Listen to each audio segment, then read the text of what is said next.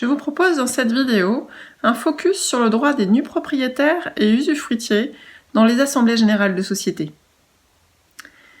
Alors, cette situation de démembrement se rencontre assez fréquemment lorsque les associés décident de faire une donation à leurs enfants de la nue propriété des titres qu'ils détiennent, ou encore à la suite du décès d'un associé.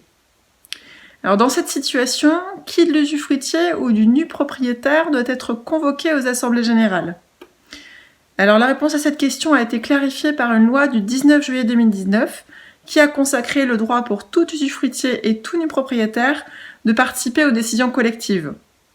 Ainsi, quel que soit le titulaire du droit de vote, une usufruitier et nu propriétaire doivent être convoqués aux assemblées générales.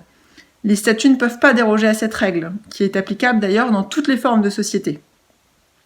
Alors, une fois l'assemblée générale convoquée, qui de l'usufruitier ou du nu propriétaire aura le droit de vote sur les résolutions inscrites à l'ordre du jour.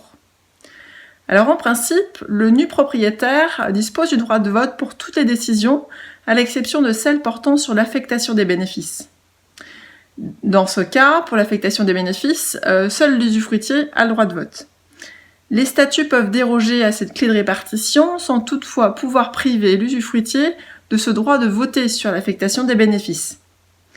Usufruitiers et nus propriétaires ont néanmoins la faculté de convenir entre eux que pour les autres décisions que celles qui portent sur l'affectation des bénéfices, le droit de vote reviendra à l'usufruitier. Cette règle est applicable dans toutes les sociétés, à l'exception des sociétés anonymes et des sociétés en commandite par action.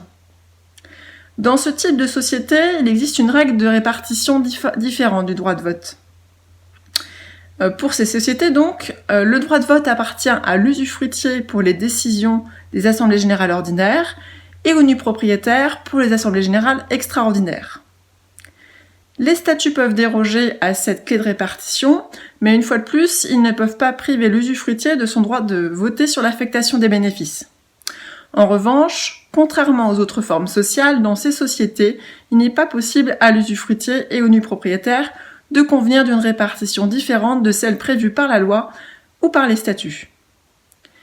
J'espère que cette vidéo aura contribué à clarifier les droits respectifs des usufruitiers et nus propriétaires en assemblée.